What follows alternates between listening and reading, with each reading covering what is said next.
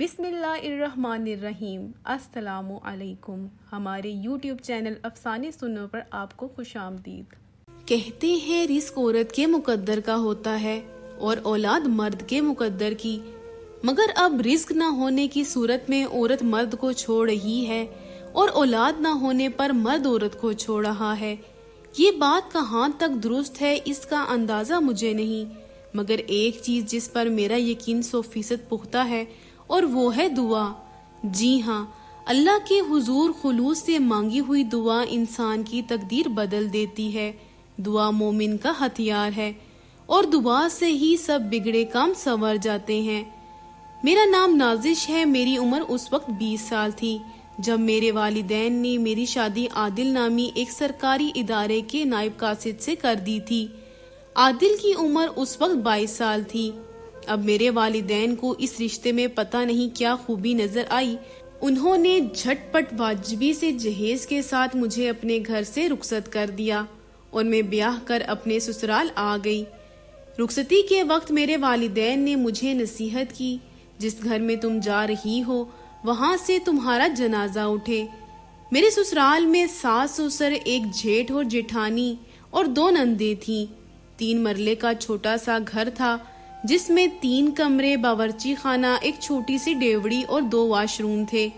میرا کمرہ بالائی منزل پر تھا جس کے ساتھ اٹیچ باتھ روم تھا۔ اوپر والے پورشن میں صرف میرا ہی کمرہ تھا۔ سردیوں میں وہ کمرہ بہترین تھا مگر گرمیوں میں وہ تندور بن جاتا تھا۔ چاروں طرف سے دھوپ پڑتی تھی جس سے وہ کمرہ تپ جاتا۔ میری جیٹھانی اچھی عورت تھی جبکہ ساس کو بولنے کی بہت عادت تھی۔ وہ میرے اور جیٹھانی کے ہر کام میں کیڑے نکالتی رہتی۔ جیٹھانی نے بتایا کہ ان کی عادت ہے، بس خاموش رہو اور آگے سے جواب نہ دو۔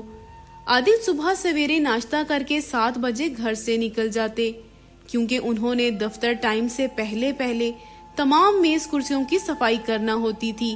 وہ شام کے 6 بجے تک گھر آ جاتے تھے۔ شادی کے 6-7 سال بعد میرے والدین یکے بعد دیگرے وفات پا گئے۔ میرا ایک ہی بھائی تھا، اسے کراچی میں جاب مل گئی تھی تو وہ اپنے بیوی بچوں کے ساتھ وہاں شفٹ ہو گیا۔ میرے سسر ایک ریٹائرڈ سرکاری ملازم تھے، ان کی ماہوار پینشن آتی تھی، وہ سارا دن گھر میں ہی رہتے تھے۔ میرا جیٹھ ایک پرائیویٹ ادارے میں کام کرتا تھا، وہ رات 8 یا 9 بجے گھر واپس آتا تھا۔ میری نندیں ابھی غیر شادی شدہ تھیں اور جوان تھیں، اب ان کے رشتے ڈھونڈے جا رہے تھے۔ میرے شوہر جیٹھ اور سسر کی پینشن کا کثیر حصہ ان کے جہیز بنانے میں لگ رہا تھا۔ میرے بھی 2 بچے ہو گئے تھے، وہ بھی اسکول جاتے تھے۔ ویسے تو مجھے اس گھر میں کوئی خاص تکلیف نہ تھی، مگر ایک بات جس سے میں بہت پریشان تھی وہ تھی غربت۔ مجھے غربت سے بہت نفرت تھی، مگر یہاں غربت میرے گلے پڑی ہوئی تھی۔ زندگی میں کوئی آسائش نہ تھی، میں اس غربت سے چھٹکارا پانا چاہتی تھی مگر میں کچھ کر نہیں سکتی تھی۔ میرے پاس کوئی ذریعہ نہ تھا۔ میری شادی کو 8 سال ہو گئے تھے۔ میں نے بچوں کی مزید پیدائش روکنے کے لیے خاندانی منصوبہ بندی کے ہسپتال سے آپریشن کروا لیا تھا۔ اب اس فکر سے میں آزاد تھی۔ انہی دنوں میں میری ایک نند کا رشتہ مل گیا اور 4 مہینے بعد اس کی شادی تھی، تو ہم سب گھر والے شادی کی تیاریوں میں مصروف ہو گئے۔ میرے شوہر عادل نے شادی کے لیے اپنے دفتر سے 2 لاکھ روپیہ قرضہ لیا تھا۔ اب ظاہر ہے اس قرضے کی قسطیں ان کی تنخواہ سے ہی کٹنی تھی۔ دوسرے لفظوں میں مزید تنگی اور پریشانی کا وقت آ رہا تھا۔ 4 ماہ بعد میری نند کی شادی ہو گئی اور وہ بیاہ کر اپنے سسرال چلی گئی۔ اس کی شادی میں میرا بھائی شریک ہونے کے لیے کراچی سے آیا اور 3 یا 4 دن رہا۔ واپس جاتے جاتے وہ مجھے ایک ٹچ موبائل دے گیا۔ صبح ناشتے کے بعد بچے اسکول چلے جاتے، ہم دیورانی جیٹھانی گھر کا سارا کام مکمل کر لیتی۔ دوپہر کا کھانا میری جیٹھانی بناتی اور رات کا کھانا میں بناتی تھی۔ بچے دوپہر کے 1 بجے اسکول سے واپس آ جاتے۔ میرے پاس 3 یا 4 گھنٹے کا وقت ہوتا تھا تو میں اپنے کمرے میں چلی جاتی۔ میں نے وقت گزاری کے لیے اپنے اصل نام سے ایک فیس بک ID بنا لی۔ چونکہ میں لڑکی تھی تو بہت سارے خواتین و حضرات کی فرینڈز ریکویسٹ آنے لگی، جس میں زیادہ تعداد لڑکوں اور مردوں کی تھی۔ انہی میں سے میں نے ایک بندے جس کا نام اکرم تھا اس کی فرینڈ ریکویسٹ قبول کر لی۔ وہ بہت اچھی پوسٹس لگاتا تھا جس پر بہت زیادہ لائک اور کمنٹس آتے تھے۔ میں بھی ان کی پوسٹ پسند کرتی اور ان پر کمنٹس بھی کرتی۔ وہ میرے ہر کمنٹ کا جواب انتہائی شائستہ انداز سے دیتا۔ اکرم نے اپنی عمر 35 سال لکھی تھی اور سنگل کا سٹیٹس لگایا تھا۔ رفتہ رفتہ ہماری ان باکس میں باتیں ہونے لگی اور بڑھتے بڑھتے ٹیلی فون پر آ گئی۔ پھر میں نے واٹس ایپ بنایا اور اپنا نمبر اسے دے دیا۔ اب ہماری روزانہ گھنٹوں بات ہوتی۔ واٹس ایپ پر ہم اپنی تصویروں کا تبادلہ کرتے۔ وہ مجھے بہت عزت دیتا اور میری ہر بات بڑے غور سے سنتا۔ میں نے اسے اپنے سارے حالات بتا دیے تھے۔ وہ ہر مہینے 200-300 روپے کا موبائل بیلنس بھیجتا۔ میری برتھ ڈے پر اس نے بہترین سوٹ اور ہینڈ بیگ مجھے TCS کیا۔ بھیجنے والے کے نام میں اس نے اپنے بجائے کسی لڑکی کا نام لکھا۔ میری ساس اور جیٹھانی نے پوچھا کہ یہ کون ہے، تو میں نے بتایا کہ میرے اسکول کے زمانے کی بہت اچھی سہیلی ہے اور اس کی شادی دوسرے شہر میں ہوئی ہے، تو اسی نے مجھے برتھ ڈے گفٹ بھیجا ہے۔ دونوں چیزیں بہترین تھیں۔ ہماری شادی کو 9 سال ہو گئے تھے مگر آج تک عادل نے مجھے ایک سوٹ تک نہیں لے کر دیا تھا۔ اور ادھر اکرم تھا جو ہر وقت میرا خیال رکھتا تھا، میرے حسن کی دل کھول کر تعریف کرتا۔ مجھے عادل سے نفرت ہونے لگی تھی اور اکرم سے پیار ہوتا چلا گیا۔ اکرم مجھ سے کہتا، نازش جان، اگر تم اپنے شوہر اور سسرال سے تنگ ہو تو عادل سے طلاق لے لو اور مجھ سے شادی کر لو۔ میں تمہارے بچوں کو سگے باپ کا پیار دوں گا، تمہیں بہت عزت اور محبت دوں گا۔ تم میری شہزادی بن کر میرے گھر پر راج کرنا، تمہاری ہر خواہش اور آرزو پوری کروں گا۔ میری ساس، جیٹھانی اور عادل نے مجھے بہت سمجھایا اور عادل نے مجھ سے معافی مانگی مگر میں اپنی ضد پر اڑی رہی۔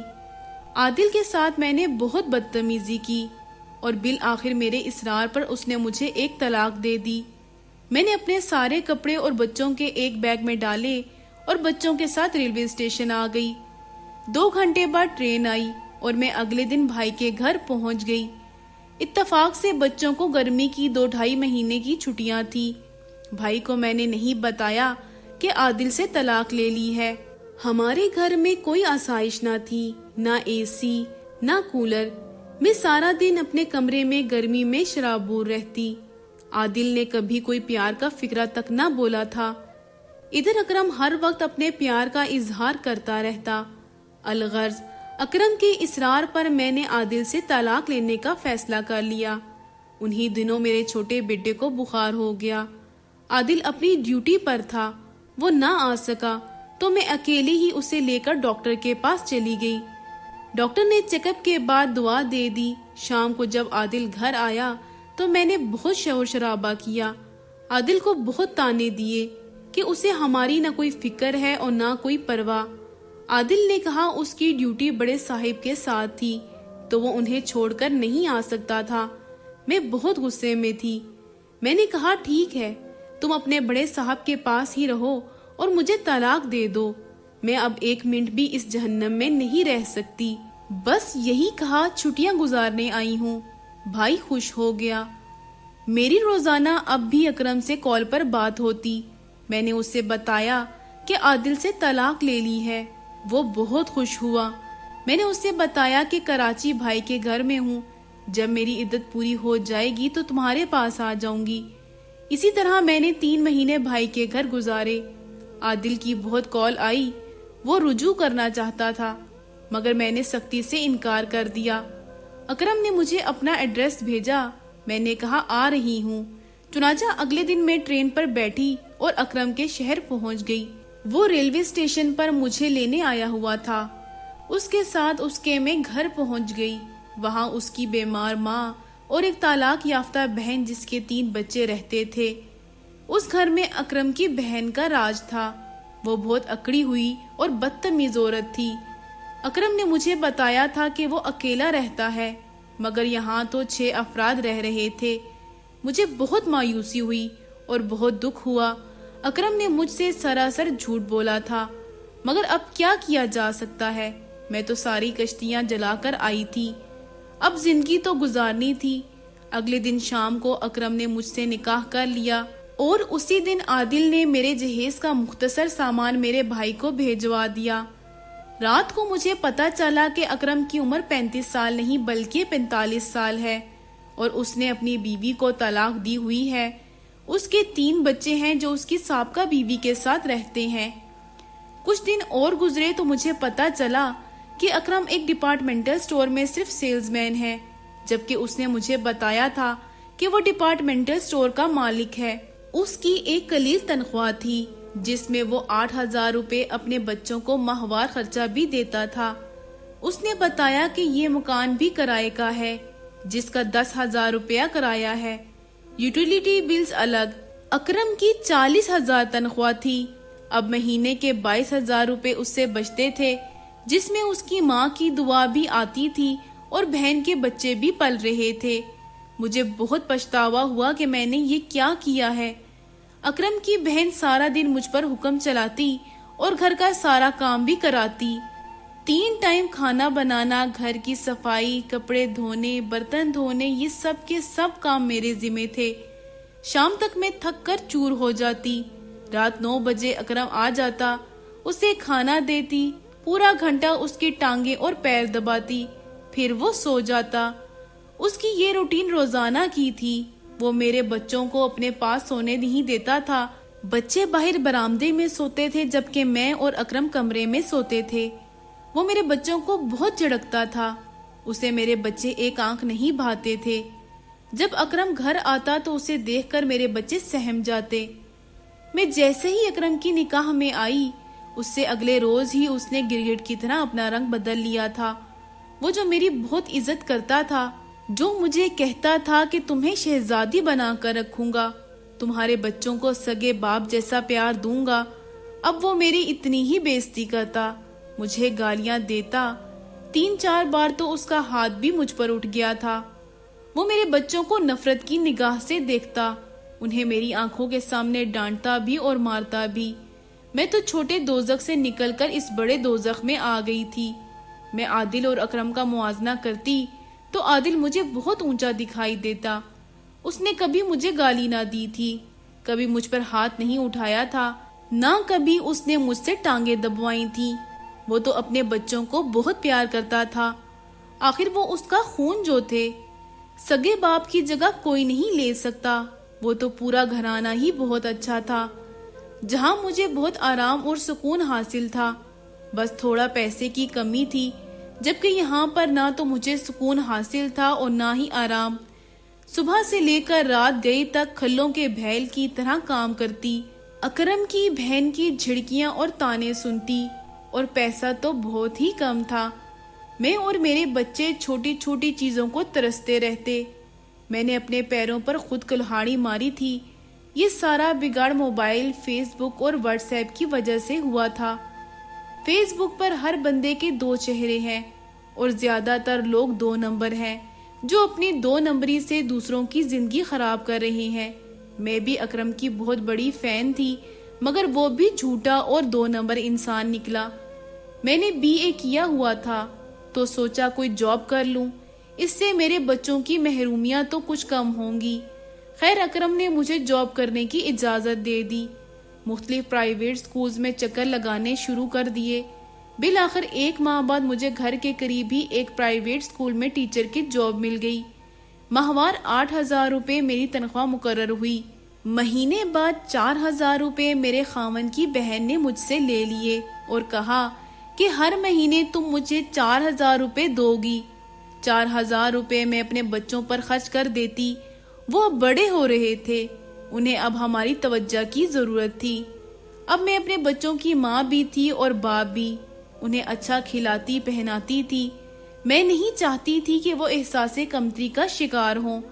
6 ماہ بعد اسکول والوں نے میری تنخواہ 10,000 کر دی۔ اب میرے پاس 6,000 روپے بچتے تھے، جن سے میں بچوں کی کتابیں، کاپیاں اور دیگر ضروری چیزیں خرید لیتی۔ اس گھر میں میری زندگی جہنم بنی ہوئی تھی۔ میں بہت کمزور ہو گئی تھی، بلڈ پریشر کی مریضہ بن گئی تھی۔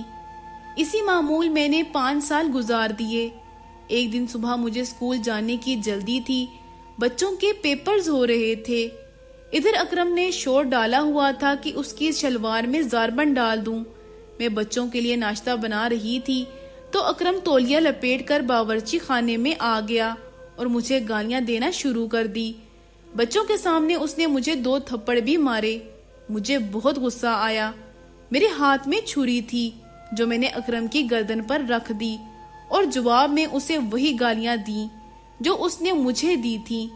میں نے کہا اپنے باپ کے ہو تو مجھے ابھی اور اسی وقت طلاق دے دو ورنہ یہ چھری تمہارے گلے پر پھیر دوں گی۔ میرا غصہ دیکھ کر اکرم ڈر گیا اور خاموش ہو گیا۔ میں نے چھری کا دباؤ اس کی گردن پر بڑھایا تو اس نے مجھے 3 طلاقیں دے دی۔ میں نے اس کے منہ پر تھوک کر اپنے دونوں بچوں کو ساتھ لیا اور گھر سے باہر نکل آئی۔ جب اسکول میں چھٹی کا ٹائم ہوا تو میں پریشان ہو گئی کہ اب کدھر جاؤں۔ میں اسکول میں بیٹھی رہی جبکہ تمام بچے اور اسکول کا عملہ چلا گیا۔ ہماری اسکول کی ایک ماسی تھی جس کا نام شکیلہ تھا۔ اس نے مجھ سے پوچھا نازش بی بی آپ نے گھر نہیں جانا؟ تو میں نے کہا ماسی کس گھر میں جاؤں، میرا تو کوئی گھر ہی نہیں ہے۔ اتنا کہہ کر میں رونے لگی۔ ماسی شکیلہ نے مجھے چپ کرایا اور مجھے اور میرے بچوں کو ساتھ لے کر اپنے گھر لے آئی۔ گھر کیا تھا، غریبوں کی بستی میں چھوٹا سا اور بہت پرانا مکان تھا جس میں اس کا بوڑھا خاوند اور ایک معذور بیٹی رہتی تھی۔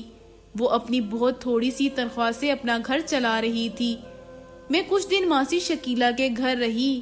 اسکول کی پرنسپل نے میری تنخواہ 12,000 روپے کر دی اور مجھے ایک کمرہ کرائے پر مل گیا جس کا کرایہ صرف 2,000 روپے ماہوار اور 500 روپے بجلی کا بل تھا۔ میں وہاں رہنے لگ گئی۔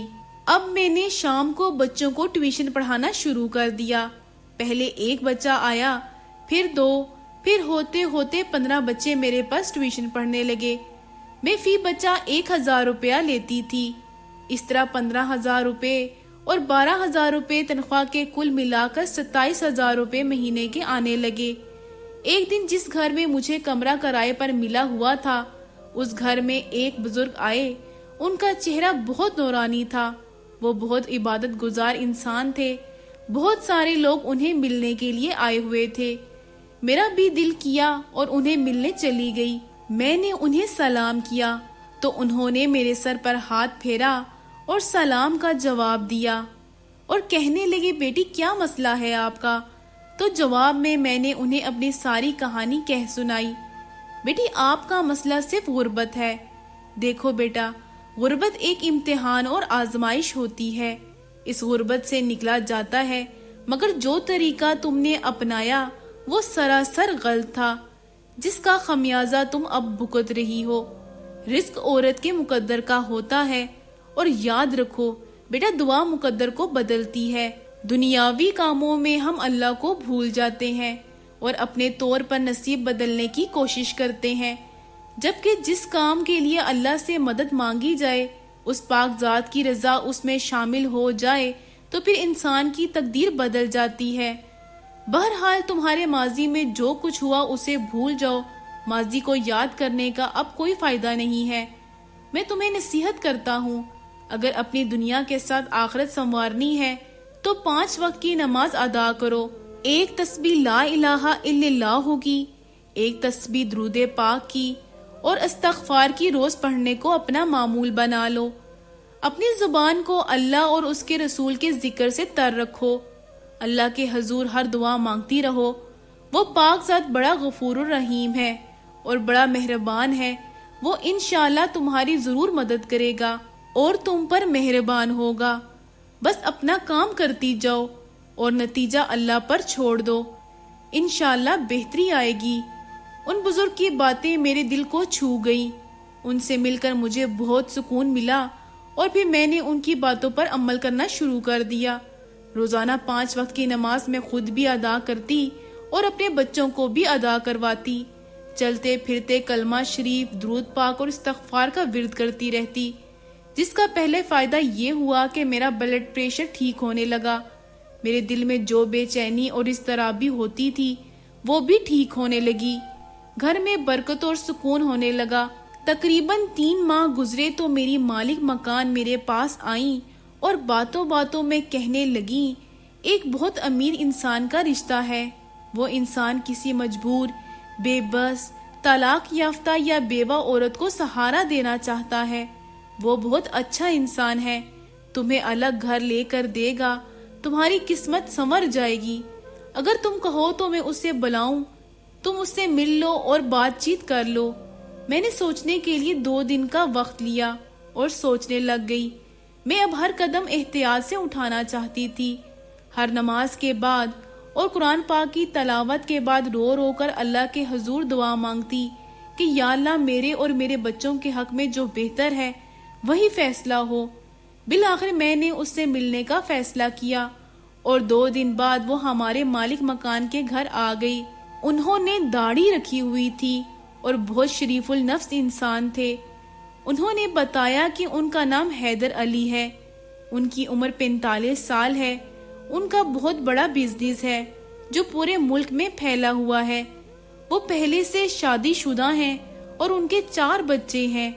اب وہ دوسری شادی اس لیے کرنا چاہتے ہیں، ایک تو وہ کسی غریب، مجبور اور لاچار بیوہ یا طلاق یافتہ عورت کو سہارا دینا چاہتے ہیں، دوسرا ان کی پہلی بیگم اب بیمار رہتی ہیں اور حقوق زوجیت ادا نہیں کر سکتی۔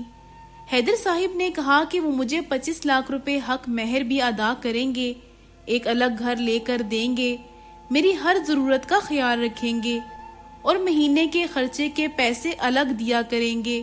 اور ایک سرپرائز انہوں نے رکھا، بتایا کہ جب مجھ سے نکاح کر لوگی تو بتاؤں گا۔ میں بہت حیران اور پریشان ہوئی کہ سرپرائز کیسا؟ خیر میں نے کہا آپ کو میں کل سوچ کر بتاؤں گی۔ رات کو میں نے بہت سوچا، اب بچے بڑے ہو رہے ہیں، کل کو ان کی شادیاں بھی کرنی ہیں، تو میرے پاس کیا ہے؟ کچھ بھی نہیں۔ چلیں حیدر صاحب سے نکاح کے بعد ہمیں اچھا رہن سہن مل جائے گا، بچوں کو معاشرے میں عزت مل جائے گی، بچوں کا مستقبل سنور جائے گا، ہماری زندگی اچھی ہو جائے گی، اور سب سے بڑی بات اس غربت سے میرے بچوں کی تو جان چھوٹ جائے گی۔ چنانچہ میں نے نکاح کے لیے ہاں کر دی۔ 1 ہفتے بعد حیدر صاحب نے 7 مرلے کا بہت عالیشان گھر، بمع furniture, T V, air condition وغیرہ میرے نام لگا دیا، مجھے 15 تولے زیور ڈالا، شادی کی ڈھیر ساری شاپنگ کروائی اور ایک شام ہمارا نکاح ہو گیا۔ شادی کی پہلی رات کو میں نے حیدر صاحب سے پوچھا وہ کون سا سرپرائز ہے جو آپ نے کہا تھا کہ نکاح کے بعد بتائیں گے؟ تو انہوں نے کہا وہ سرپرائز یہ ہے کہ اسی سال انشاءاللہ وہ خود مجھے اور میرے بچوں کو حج کی سعادت حاصل کرنے کے لیے اللہ پاک کے گھر لے جائیں گے۔ حج کا سن کر میری روح اور قلب خوشی سے سرشار ہو گئے، اور پھر واقعی انہوں نے اپنا وعدہ پورا کر دیا اور ہم سب اکٹھے حج کر کے آئے۔ میری زندگی اب بہت سکون سے گزر رہی ہے۔ میرے دونوں بچے بہت اعلیٰ تعلیمی اداروں میں زیر تعلیم ہیں۔ حیدر صاحب میرے بچوں کو حقیقی باپ جیسی محبت دیتے ہیں۔ حیدر صاحب بہت اچھے انسان ہیں اور میری تو قسمت جاگ اٹھی ہے، جس کی وجہ 5 وقت کی نماز، کلمہ شریف، درود پاک اور استغفار کا کثرت سے ورد ہے۔ میں مانتی ہوں کہ میں نے اپنی زندگی میں بہت بڑی غلطی کی تھی، لیکن بے شک اللہ پاک بہت مہربان ہے، وہ بہت پاک ذات ہے، سب کی سنتا ہے، معافی مانگنے پر معاف بھی کر دیتا ہے۔ لیکن شاید یہ ہے کہ توبہ سچے دل سے کی جائے، دعا دل سے مانگی جائے، اور پھر دل سے مانگی دعا کبھی رد نہیں ہوتی، ورنہ یہ موبائل پر ایک دوسرے سے پیار محبت میں کیے جانے والے وعدے اکثر جھوٹے ہی ہوتے ہیں۔ اگر آپ کو آج کی کہانی پسند آئی ہے تو ویڈیو کو ضرور لائک کیجئے گا اور اپنے دوستوں کے ساتھ بھی شیئر کیجئے گا، اور ہاں مزید ایسی ویڈیوز کے لیے میرے چینل کو سبسکرائب کریں۔ اگلی ویڈیو تک کے لیے مجھے اجازت دیں۔ اللہ حافظ۔